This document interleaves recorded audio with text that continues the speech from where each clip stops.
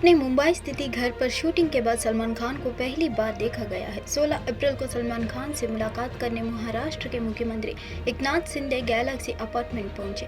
दोनों की तस्वीरें सामने आ गई है। इनमें उन्हें बातचीत करते देखा जा सकता है। सलमान और एकनाथ शिंदे के साथ एक्टर के पिता सलीम खान को भी देखा जा सकता है। इस दौरान उन्होंने एक्टर को आश्वासन दिया कि उन्हें और उनके परिवार की सिक्योरिटी बढ़ा दी जाएगी। साथ ही उन्होंने कहा कि महाराष्ट्र में वो किसी भी तरह की अंडरवर्ल्ड की एक्टिविटी को नहीं सहेंगे, भले ही वो कोई बिश्नोई गैंग ही क्यों ना हो। इससे पहले 15 अप्रैल को सलमान खान से मिलने के लिए राज ठाकरे पहुंचे थे। इसके अलावा एक्टर खुद भी भारी सिक्योरिटी के बीच बाहर निकले थे। हालांकि सिक्योरिटी के चलते उनकी तस्वीरें सामने नहीं आ पाई थी। अचानक घर पर हुई फायरिंग से सलमान खान का परिवार सख्ते में है। ऐसे में एक्टर संग उनके घर की सिक्योरिटी में इजाफा किया गया है। अमेरिका विदेश विभाग के प्रवक्ता मैथ्यू मिलर ने मंगलवार को कहा कि अमेरिका ने भारत और पाकिस्तान को तनाव से बचने और बातचीत के जरिए समाधान निकालने के लिए प्रोत्साहित किया है। यह पूछे जाने पर क्या बाइडेन प्रशासन प्रधानमंत्री मोदी और रक्षा मंत्री राजनाथ सिंह की उस टिप्पणी से चिंतित है कि भारत आतंकवादियों को उनके घरों में मारने में संकोच नहीं करेगा।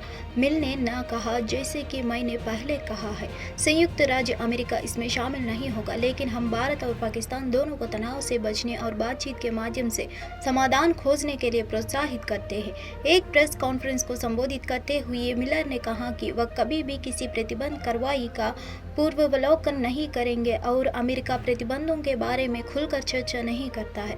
जब मिलर से पूछा गया कि खालिस्तानी आतंकवादी गुरपतवंत सिंह पन्नून के कथित हत्या की साजिश को लेकर अमेरिका ने भारत पर कोई प्रतिबंध क्यों नहीं लगाया है, तो उन्होंने कहा, मैं कभी किसी भी प्रतिबंध की कार्रवाई का पूर्वावलोकन नहीं करने जा रहा हूँ, लेकिन इसका मतलब ये नहीं है कि कोई प्रतिबंध लगने वाला है। लेकिन जब आप मुझसे प्रतिबंध पर बात करने के लिए कहते हैं तो यह कुछ ऐसा है जिस पर हम खुलकर चर्चा नहीं करते हैं।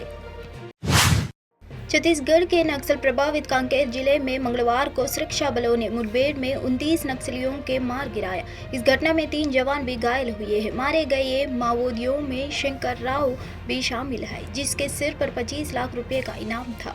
इस एनकाउंटर का एक वीडियो भी सामने आया है, जो कि एक सुरक्षाकर्मी द्वारा शूट किया गया है।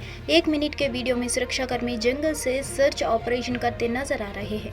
तभी अचानक 20 सेकंड के बाद उनमें से एक अपनी राइफल से 2 गोलियां चलाता है। कई तरह से चिल्लाने की आवाजें वीडियो में सुनाई देती है। वीडियो शूट कर रहा सुरक्षाकर्मी हुए सुनाई देता है, पीछे से कोई फायर नहीं करेगा भाई। मुठभेड़ में शामिल टीम का नेतृत्व राष्ट्रपति पुरस्कार विजेता लक्ष्मण केवट ने किया, जिन्हें 6 अन्य पुरस्कारों में से भी सम्मानित किया गया है। एनकाउंटर स्पेशलिस्ट के तौर पर मशहूर उन्होंने अब तक 44 माओवादियों को मार गिराया है। मुठभेड़ कांकेर जिले के बिनागुंडा गांव के पास हपाटोला जंगल में दोपहर करीब 2 बजे हुई और इसे सीमा सुरक्षा बल और राज्य पुलिस के जिला रिजर्व गार्ड के संयुक्त टीम ने अंजाम दिया। 3 घायल हुए जवानों में 2 बीएसएफ से और 1 डीआरजी से है। बता दें, छत्तीसगढ़ राज्य निर्माण के बाद यह पहली बार है जब किसी मुठभेड़ में इतनी बड़ी संख्या में नक्सली मारे गए हैं। उप मुख्यमंत्री विजय शर्मा, जिनके पास गृह विभाग भी है, ने मुठभेड़ के एक बड़ी सफलता बताया और कहा कि इसका श्रेय बहादुर सुरक्षा कर्मियों को जाता है। बस्तर क्षेत्र के पुलिस महानिरीक्षक सुंदर राज पी ने बताया कि जिले के छोटे बेटिया पुलिस थाना क्षेत्र के अंतर्गत बिनागुंडा और कोरोनार गांव के मध्य हपाटोला गांव के जंगल में हुई मुठभेड़ में सुरक्षा बलों ने 29 नक्सलियों को मार गिराया है। नितिन गडकरी नागपुर से लगातार तीसरी बार चुनाव मैदान में है। वे दावा करते हैं कि अगले 5 साल में देश की ऑटो इंडस्ट्री दुनिया में शीर्ष पर होगी। अमर उजाला संवाददाताओं सुरेंद्र मिश्रा ने बातचीत के उन्होंने विपक्ष की राजनीति को कटघरे में खड़ा दिया है। केंद्रीय सड़क परिवहन और राजमार्ग मंत्री नितिन गडकरी वैसे तो राजनीति से अधिक देश के बुनियादी ढांचे के विकास के बारे में बात करना पसंद करते हैं, मगर सियासी सवालों के भी तीखे जवाब देते हैं। बसपा पर संविधान बदलने के आरोपों पर कहते कहते हैं कि विपक्ष लोगों को गुमराह कर रहा है। उसने तो खुद 80 बार बदलाव कर संविधान तोड़ने का पाप किया है। पीएम मोदी ने 400 पार का नारा दिया है। क्या यह संभव है? बिल्कुल संभव है। हवा देखकर लग रहा है कि बसपा 370 सीटें जीतेगी और एनडीए के घटक दल 30 से अधिक सीटों पर जीत हासिल करेगी। कर्नाटक में तो हम जीतेंगे ही, साथ ही दक्षिण भारत में भी एनडीए को सफलता मिलेगी। हमें बहुत अच्छा जनादेश मिलेगा। नरेंद्र मोदी तीसरी बार प्रधानमंत्री बनेंगे। विपक्ष कह रहा है बसपा संविधान बदलना चाहती है। विपक्ष अल्पसंख्यकों और दलितों का गुमराह करने के लिए झूठा प्रचार कर रहा है, पर वे इसमें सफल नहीं होंगे। केशव नंद भारती केस में सुप्रीम कोर्ट के 7 न्यायाधीशों ने फैसला दिया है कि संविधान के मूल ढांचे को बदल नहीं सकेंगे। संविधान बदलने की बात वह कांग्रेस कर रही है, जिसने 80 बार बदलाव कर संविधान को तोड़ने का ईरान द्वारा इजराइल पर हमले के बाद से पश्चिमी एशिया में तनाव और बढ़ गया है। ईरानी के इस हमले की कई देशों ने व्यापक निंदा की है। हालांकि ईरान ने अपने फैसले को सही ठहराते हुए कहा है कि उसने इजराइल द्वारा सीरिया में अपने दूतावास पर हुए हमले का बदला लिया है। इसी बीच अमेरिका ने कहा है कि वह ईरान पर और कड़े प्रतिबंध लगाएंगे। व्हाइट हाउस के राष्ट्रीय सुरक्षा सलाहकार जेक सुलिवान ने कहा है कि अमेरिका ईरान के मिसाइल और ड्रोन कार्यक्रमों नए प्रतिबंध लगाएंगे। इसके अलावा इस्लामिक रिवॉल्यूशनरी गार्ड कैप्स के ईरान के रक्षा मंत्रालय का समर्थन करने वाली संस्थाओं पर भी आने वाले दिनों में नए प्रतिबंध लगाए जाएंगे। सुलिवान ने ताज़ा बयान में कहा कि इजराइल के खिलाफ ईरान के हवाई हमले के बाद राष्ट्रपति बाइडेन G7 सहित सहयोगियों और भागीदारों और कांग्रेस में द्विदलीय नेताओं के साथ व्यापक प्रतिक्रिया पर समन्वय कर रहे हैं। उन्होंने कहा कि आने वाले दिनों में अमेरिका ईरान को निशाना बनाते हुए कई तरह के प्रतिबंध लगाएंगे। जेक ने अपील करते हुए कहा कि अमेरिका अपने सहयोगियों और साझेदारों से भी ईरान के खिलाफ प्रतिबंध लगाने की उम्मीद करता है।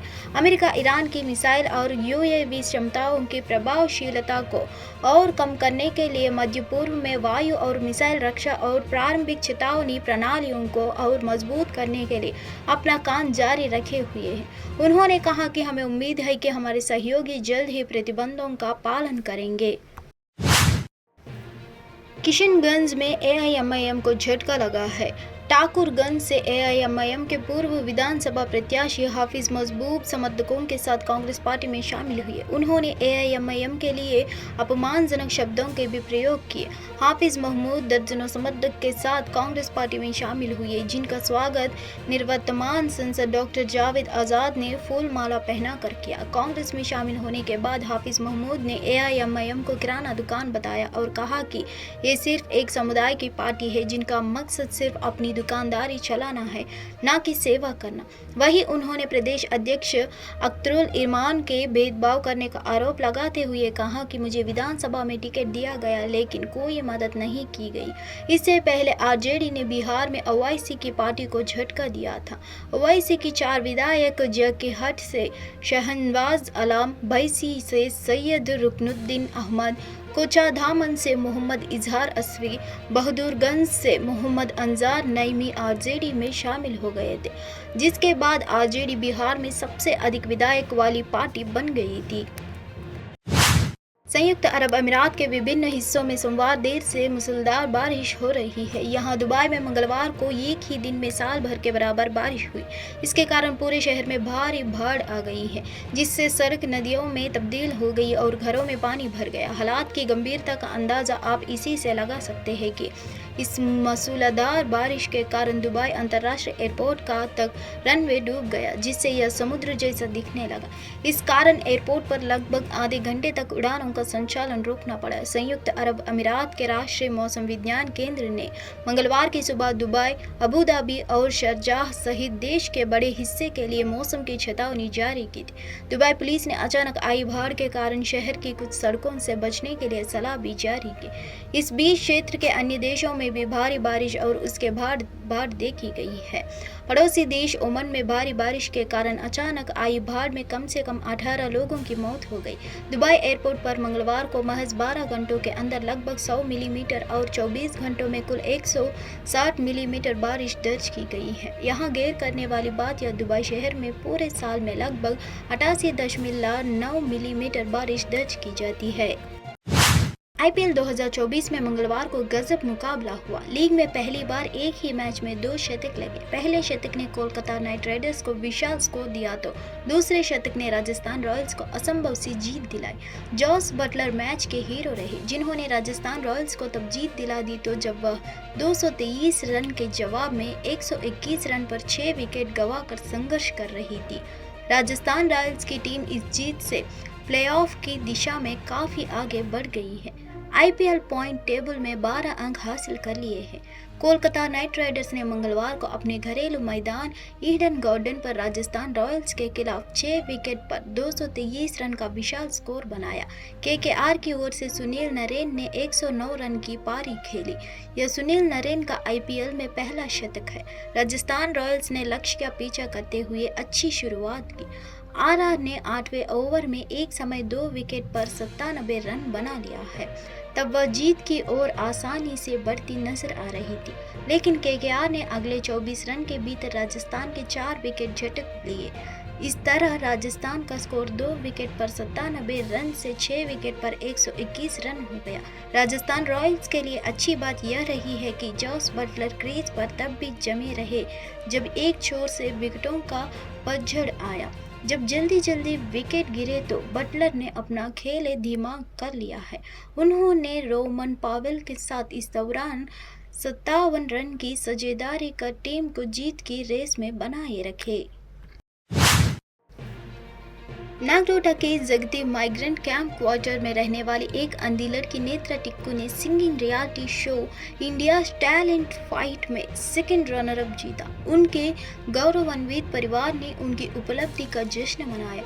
यह शो उत्तराखंड के रुड़की में आयोजित किया गया था। अपनी उपलब्धि पर बात करते हुए नेत्रा टिक्कू ने कहा कि आगे चलकर वह एक प्लेबैक सिंगर बनना चाहेगी। थैंक यू सो मच, आप मीडिया वालों का आप लोग घर पे आए मेरा इंटरव्यू लेने के लिए। मुझे बहुत ज़्यादा अच्छा लग रहा है। मैं TV reality show India talent fight season 3 की 3rd प्राइज मुझे मिला है। सेकंड रनर अप रही हूँ मैं वहां पे, तो बहुत ज़्यादा अच्छा लग रहा है। मैं लफ्जों में बयान नहीं कर सकती। मुझे मैंने कभी सोचा भी नहीं था कि मुझे ये प्राइज मिलेगा, तो मिला है तो बहुत ही अच्छा लग रहा है मुझे। और बहुत ही टफ कंपटीशन था वहां पे। मैंने अपना 100% दिया। बाकी जब टीवी पे शो आएगा तो ऑडियंस तो सुन ही लेंगे ना। तो आप लोग प्लीज तब सुन के जरूर बताइए कि आपको कैसा लगा मेरा परफॉर्मेंस। Thank you. तो घर वालों की किस तरह की सपोर्ट रही है आपको?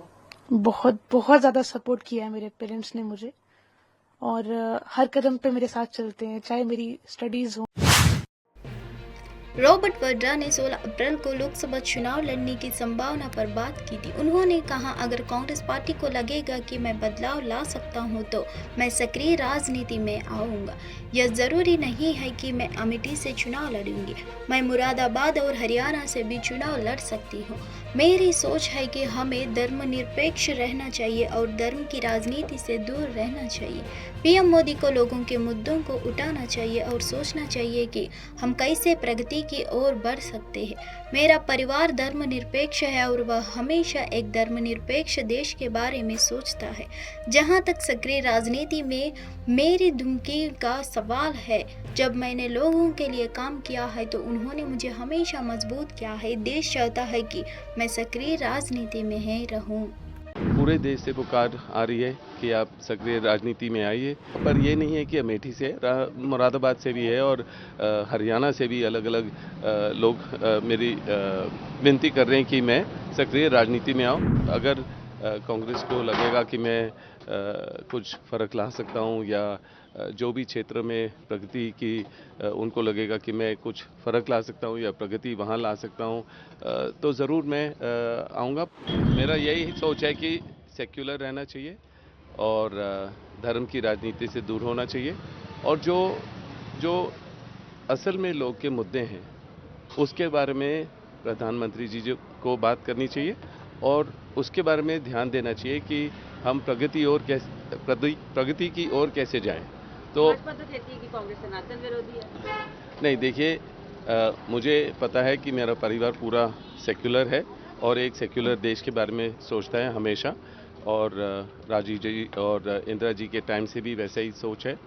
और रही बात मेरे